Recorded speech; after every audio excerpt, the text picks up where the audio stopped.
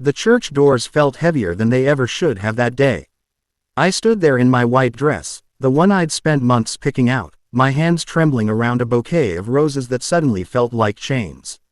The organ music swelled, and all eyes were on me, my family smiling expectantly in the front pews, my bridesmaids whispering encouragement, and Mark waiting at the altar with that perfect, confident grin I'd fallen for years ago. But something inside me screamed. My heart wasn't racing with joy, it was pounding with dread. In that frozen moment, I whispered to myself, "Don't marry him. Go home alone." And I did. I turned, lifted the hem of my dress, and ran out of that church like my life depended on it. Hey everyone, if you're watching this right now and your heart is already beating a little faster, I see you. Stick with me through this story because it's raw, it's real, and it might just change how you see your own crossroads. If it hits you, do me a favor, hit that like button and subscribe to the channel. Your support means the world and helps me keep sharing stories like this that remind us we're not alone. My name is Elena, and 5 years before that runaway moment, I thought I had it all figured out. Mark and I met at a mutual friend's engagement party. He was the life of the room, tall, witty, with a laugh that wrapped around you like a warm blanket on a cold night. I was 27, a graphic designer burning out at a soul-crushing agency, dreaming quietly of starting my own freelance studio one day. Mark worked in finance, steady, ambitious, the kind of guy who remembered my coffee order and sent flowers after every fight. Our first date turned into weekends hiking trails outside the city, late-night talks about building a future, and promises that felt unbreakable. We moved in together after 2 years. At first, it was magic. Sunday mornings making pancakes, him cheering me on when I landed my first big freelance client. But slowly, cracks appeared. Mark started questioning my late nights at the studio. "Why do you need to work so hard when I can provide?" He'd say, half joking, but the jokes carried an edge. He'd scroll through my phone, just to check, and when I pushed back, he'd pull me close and apologize with tears in his eyes. "I just love you too much, Elena. I don't want to lose you." I believed him because love was supposed to be messy, right? Relatable, even. My best friend, Priya, saw the red flags before I did. "He's controlling. You're shrinking yourself around him." But I defended him. "Love makes you blind, doesn't it?" The proposal came on our 3rd anniversary, grand, public, with a flash mob and a ring that sparkled under restaurant lights. Everyone cheered. My parents were over the moon. "He's stable, honey. Marriage isn't about fireworks every day," Mom said, squeezing my hand. Dad nodded along, reminding me how proud they were that I'd found a good man. The wedding planning began, and with it, the doubts multiplied. Mark wanted a big traditional ceremony. I wanted something intimate by the lake where we'd had our first real conversation. He dismissed my ideas as unrealistic. Arguments escalated. One night, after I suggested postponing to focus on my growing freelance business, he slammed the door so hard the walls shook. "If you really loved me, you wouldn't hesitate," he snapped. I cried myself to sleep, wondering if I was the problem. The night before the wedding, I sat on the edge of our bed, staring at my reflection in the mirror. My face looked tired, older than it should. Priya called, sensing something was wrong. "Elena, if your gut is telling you no, listen. You deserve someone who lifts you up, not dims your light." Her words echoed as I replayed every moment. The way Mark made me cancel girls' trips, how he subtly criticized my body after I gained a few happy pounds, the times he'd say, "You're lucky I put up with your artistic moods." I loved him, or at least the version of him I'd built in my head. But love shouldn't feel like walking on eggshells. That morning at the church, everything crystallized. As I walked down the aisle, flashbacks hit me like waves. The good memories, the laughter, but also the isolation, the lost pieces of myself. I reached the altar, looked into Mark's eyes, and saw not my forever, but a future where I disappeared. "I can't," I whispered, just loud enough for him to hear. Gasps rippled through the crowd. My mom stood up, shock etched on her face. Mark's expression twisted from confusion to anger.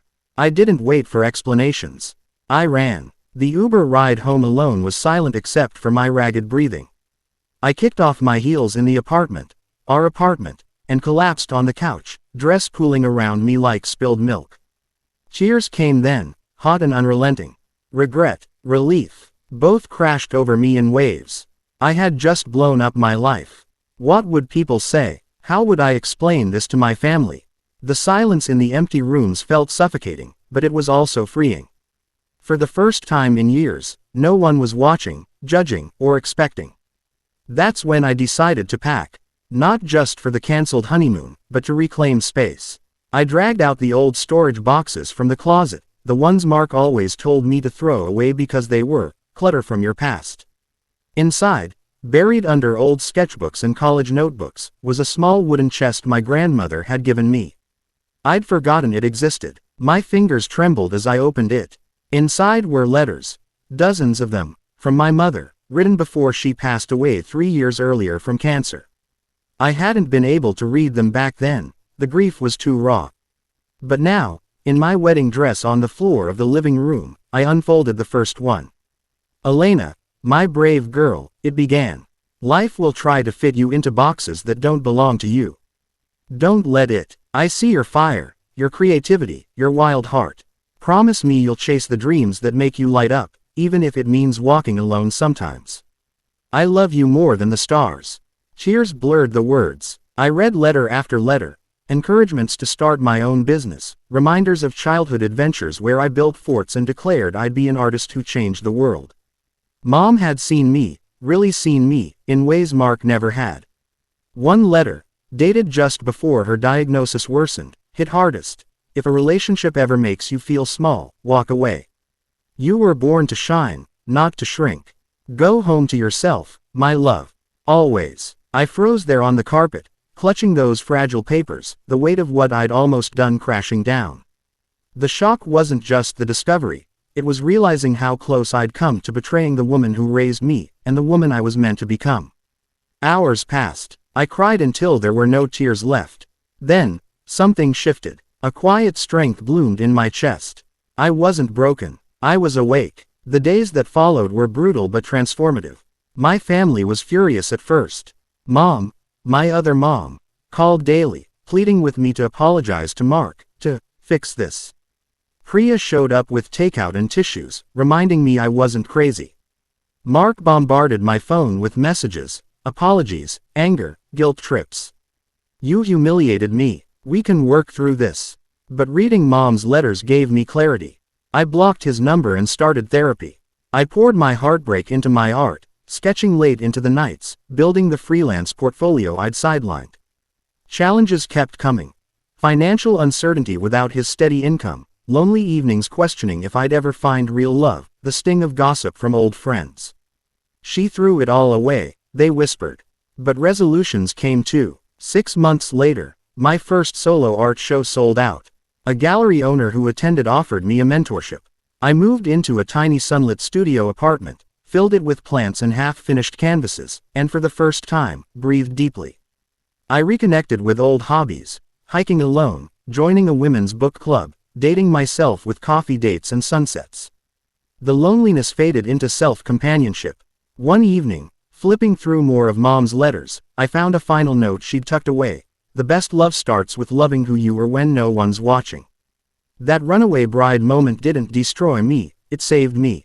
I learned that listening to that inner voice, even when it terrifies you, is the ultimate act of courage.